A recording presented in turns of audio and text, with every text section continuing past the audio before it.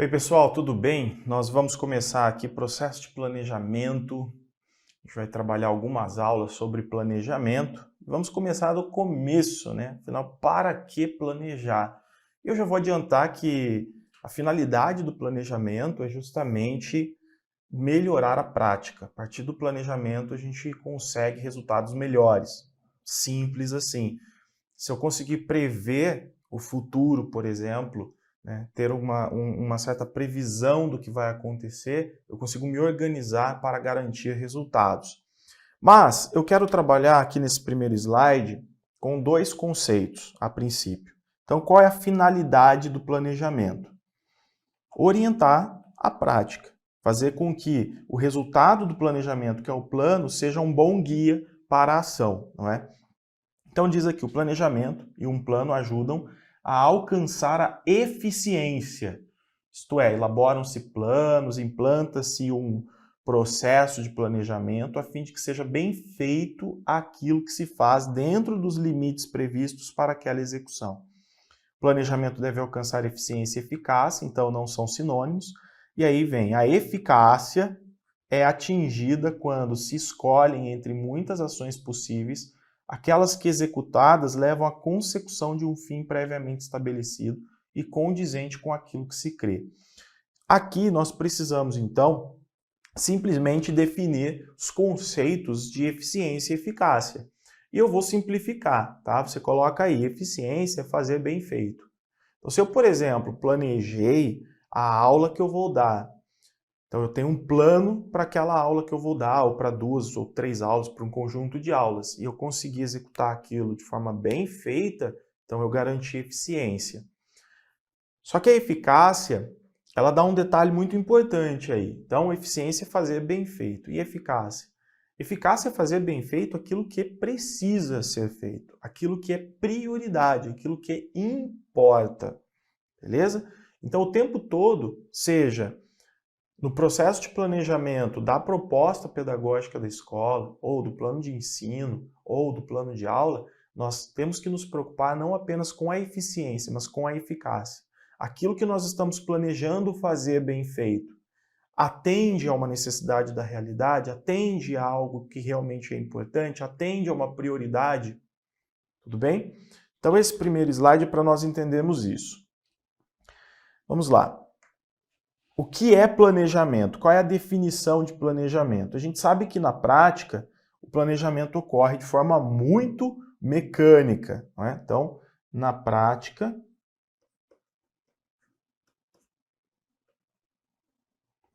nós temos aí um mecanicismo, planejamento sempre acontecendo de forma muito burocrática.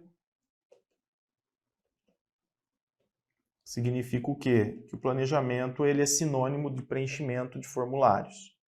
Ele é uma mera prestação de contas. E existe também por parte dos professores muita descrença. Ah, planejamento é inútil, não serve para nada, na verdade não tenho condições, é perda de tempo, é muito complicado, é fora da realidade, não é participativo, enfim, uma série de críticas que os professores fazem ao planejamento. Só que aí nós temos uma consequência muito grave, tá? Disso aqui. Qual é a consequência? Então nós temos aqui um problema sério que pode ser uma consequência grave quando nós não valorizamos o planejamento e não realizamos esse planejamento de forma mais participativa, crítica e reflexiva, que é a alienação do educador. A alienação do educador. Quer dizer, esse professor entra num trabalho mecânico e automático, ele não tem compreensão, justamente por não participar de processo de planejamento ou não planejar, ele acaba não tendo muita compreensão, muito domínio dos aspectos da tarefa dele, da tarefa educativa. E normalmente esse professor é aquele que dá aula para sobreviver. Então dar aula é uma prática de sobrevivência. Em vez de ser uma prática crítica, reflexiva, intelectual, em que ele tem controle do que faz, clareza com relação a finalidades e objetivos, aquilo é algo muito mecânico e se torna uma mera ação de sobrevivência. E aquilo que o professor produz, que é a aula, é uma simples mercadoria para os alunos. Então, Esse é um problema muito grave que existe na educação básica e que decorre principalmente dessa falta de planejamento, ou muitas vezes da falta de estímulo, da falta da cultura do planejamento, ou até mesmo da incapacidade para planejar. Bom, visto isso, pessoal, ali diz assim, né? Pergunta assim, o que é o planejamento? Planejamento é, na verdade, uma capacidade, tá? Obviamente que é uma ação, é um processo, acima de tudo é um processo, é algo que vai acontecer para que a gente consiga mentalmente visualizar, né, uma realidade a ser consolidada, a ser concretizada. Então eu vejo um pouquinho o futuro, o que eu quero no futuro, o resultado que eu quero alcançar, e nós iniciamos um processo então para organizar elementos, ferramentas, enfim, para que esse resultado possa ser conscientemente alcançado. Então, alguns autores, como por exemplo o Celso dos Santos Vasconcelos, vai dizer o seguinte, que planejamento, vou colocar aqui, que o planejamento é buscar o real comandado pelo ideal. É buscar o real, que é a situação real, o resultado concreto, comandado pelo ideal, que foi pensado mentalmente. Comandado pelo ideal. Maravilha? É isso. Então, vejamos.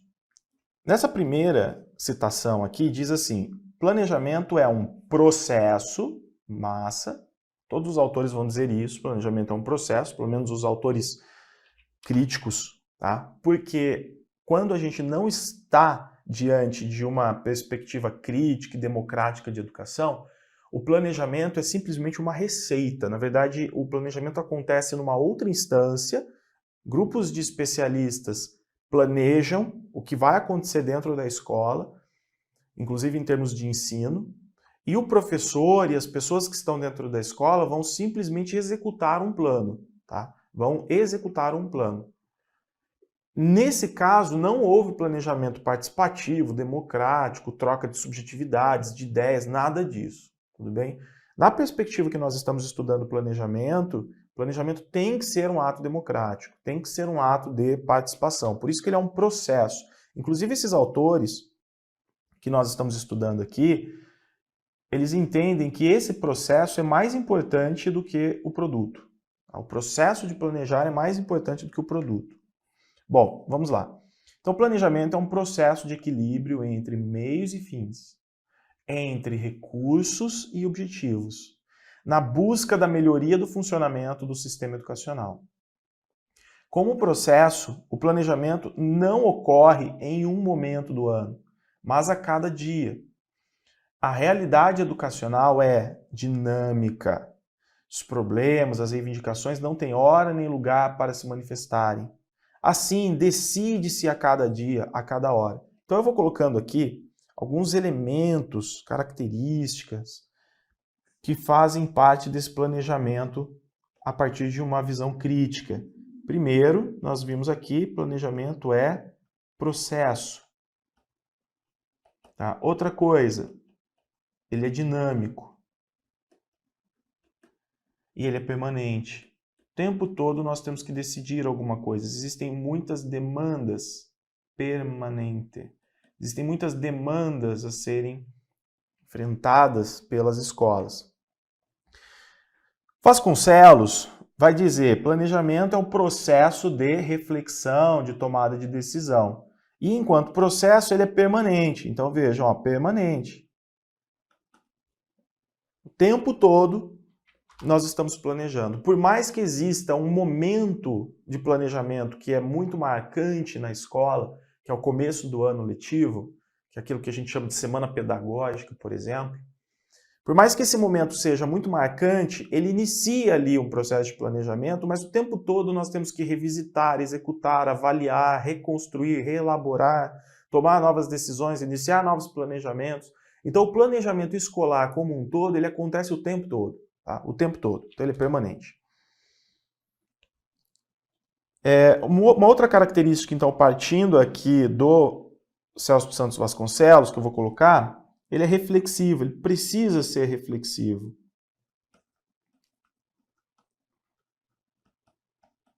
Porque quando nós estamos planejando, nós estamos buscando mudança, transformação. E para transformar, muitas vezes, é preciso o quê? Encontrar soluções. Tá? Então, o objetivo do ato de planejar é transformar. E para transformar, nós precisamos de soluções. E essas soluções não são dadas. A gente não compra isso, não acha na prateleira do supermercado. Né? Por isso que há a necessidade de refletir, de pensar nos mais variados aspectos de uma realidade concreta para encontrar soluções. E o Libânio, né, que é o campeão de ser cobrado em provas, diz o planejamento é um processo. E aqui ele diz de racionalização, organização e coordenação da ação docente. Ou seja, planejamento para o Libânio precisa ser sistemático. Tem uma forma de acontecer, não acontece de qualquer jeito. E o grupo precisa definir isso. O grupo precisa definir isso. Tanto que no processo de planejamento, se for um processo coletivo, por exemplo, no caso de planejamento da proposta pedagógica da escola, inclusive é importante que exista uma liderança. Alguém que esteja ali comandando, mesmo que de forma democrática, o grupo. Então há necessidade de sistematização. Tá? O planejamento ele precisa ser uma ação racional, organizada e coordenada para que ele possa garantir eficiência e eficácia. E aí vem o ponto. Aqui está relacionado à eficiência. Tá? Então o caráter sistemático é justamente para que ele possa ser bem feito. Eficiência. Agora olha que ponto importante da definição do Libânio. Articulando a atividade escolar e a problemática do contexto social. Essa articulação quer dizer aquilo que eu estou pensando no âmbito do planejamento tem que servir para resolver um problema da realidade concreta. E aqui nós temos a necessidade de se pensar na eficácia. Beleza? O que é prioritário? O que é importante? Quais são os problemas que nós realmente estamos enfrentando? São eles que nós precisamos resolver.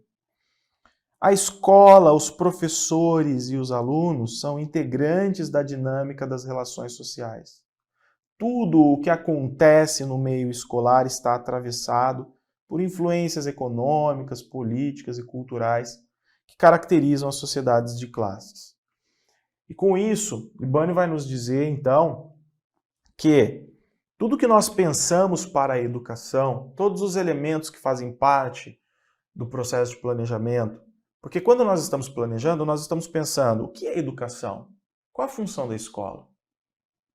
O que é, na verdade, ensino? Como que eu vou conceber ensino? Como que eu vou conceber sujeito, criança, professor, aprendizagem? Quais são os elementos que estão, por exemplo, dentro do plano de ensino? Objetivos, conteúdos, metodologia, avaliação, como eu vou avaliar, quem é o meu aluno. Ou seja, quando nós estamos planejando, nós estamos trabalhando com N elementos e existem implicações sociais sobre esses elementos. Existem formas de conceber e de compreender. Como nós estamos falando de uma perspectiva crítica de educação, eu sempre tenho que olhar para a realidade, compreender qual é essa realidade concreta, quais são as necessidades, o que é preciso transformar nessa realidade para nós agirmos de forma pontual, tá? Para que exista, então, racionalidade dentro desse plano. A racionalidade dentro do plano, que é o nosso guia de ação, é justamente a coerência que deve existir. Tá? O que eu vou fazer realmente é algo importante, necessário e prioritário. Bom, dessa forma, gente, nós podemos adiantar aqui, né? Então nós vimos que planejamento é buscar o real, comandado pelo ideal, é um processo dinâmico, permanente, reflexivo, busca transformar a realidade, tá? E um outro ponto é que dentro do processo existem conflitos,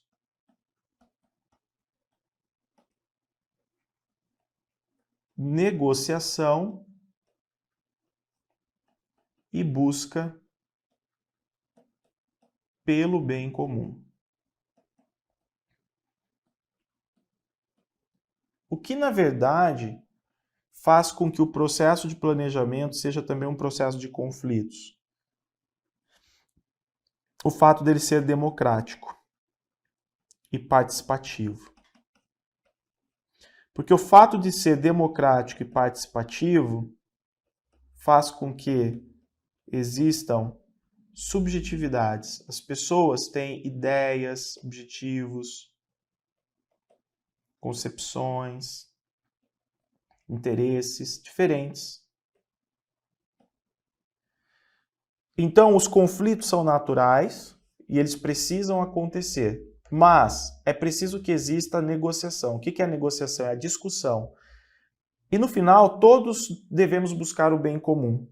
Então, nós temos que ter essa capacidade de pegar todas as divergências, discutir sobre essas divergências, negociarmos e encontrarmos um caminho que seja bom para todos, o bem comum. Tudo bem? Isso pode ser no âmbito do processo de planejamento da proposta pedagógica, quando os professores estão ali junto com a coordenação pensando também no plano de ensino, e quando o professor está até mesmo junto com os seus alunos pensando no plano de aula e nas próximas ações e atividades. Maravilha!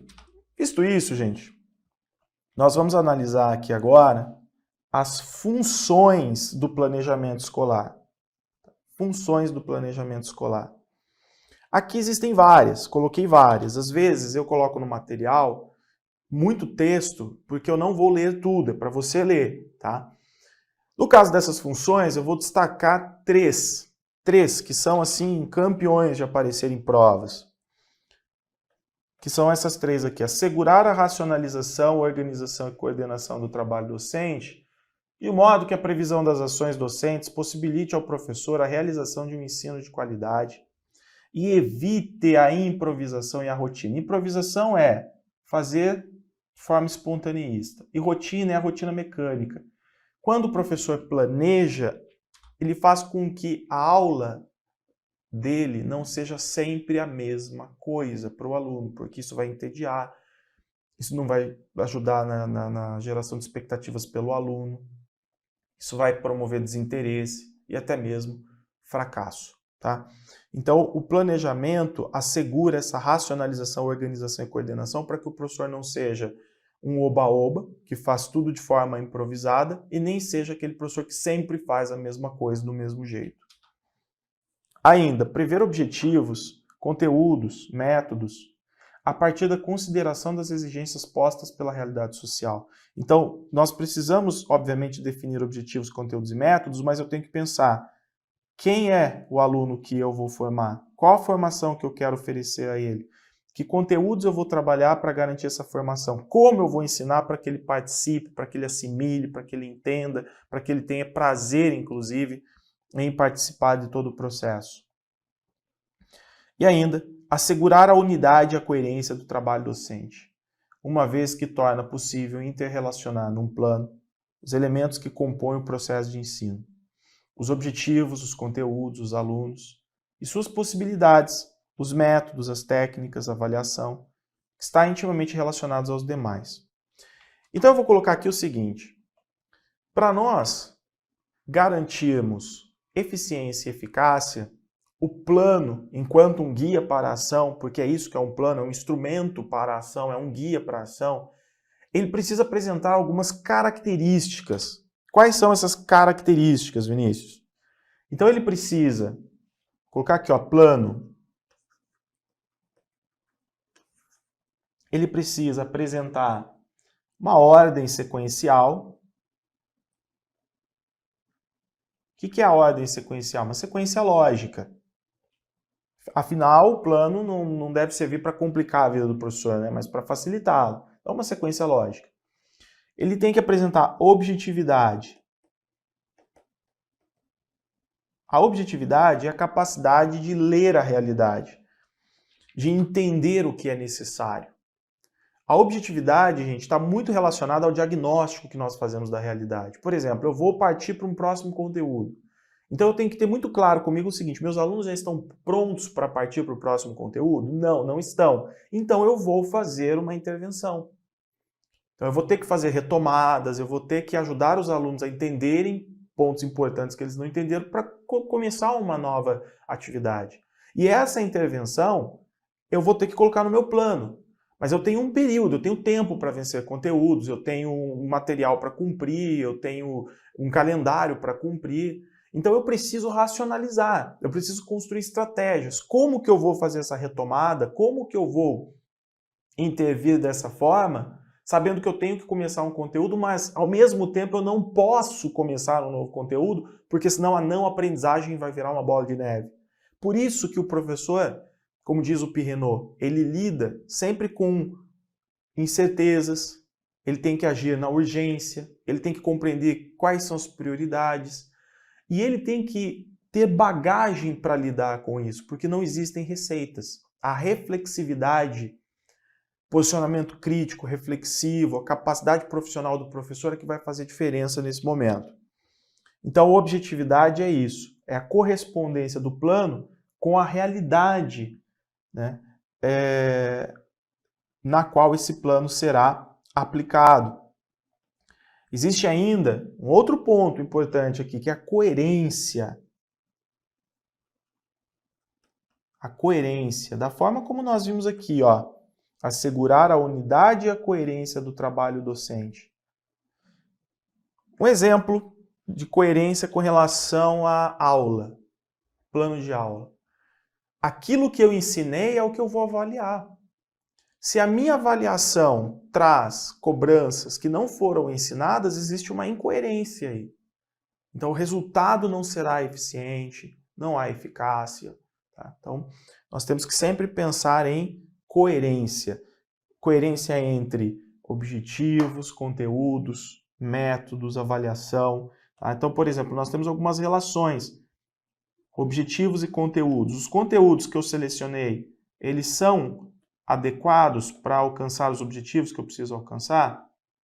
Os métodos que eu selecionei, eles são adequados para trabalhar com os alunos que tenho, com as características deles? E também poderia colocar aqui relação entre métodos e conteúdos, objetivos e alunos. Tá? Na verdade, todos esses elementos estão interligados. E ainda, flexibilidade.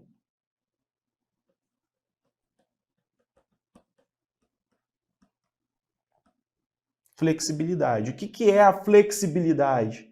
O professor ele deve, ao longo de um período, organizar a prática educativa, o seu trabalho, enfim, a partir dos planos, do processo de planejamento, sim. No entanto, muitas vezes ele precisa reorganizar aquilo que ele já planejou ao longo de um ano, de um semestre, de um bimestre, na mesma aula, reorganizar. Então, flexibilidade é isso. É a possibilidade de, caso necessário, mudar o rumo, reorganizar, refazer, reajustar. Maravilha? Nós vamos fazer uma pausa e eu já volto para a gente dar continuidade falando então de níveis de planejamento ou níveis de planos. Até daqui a pouco.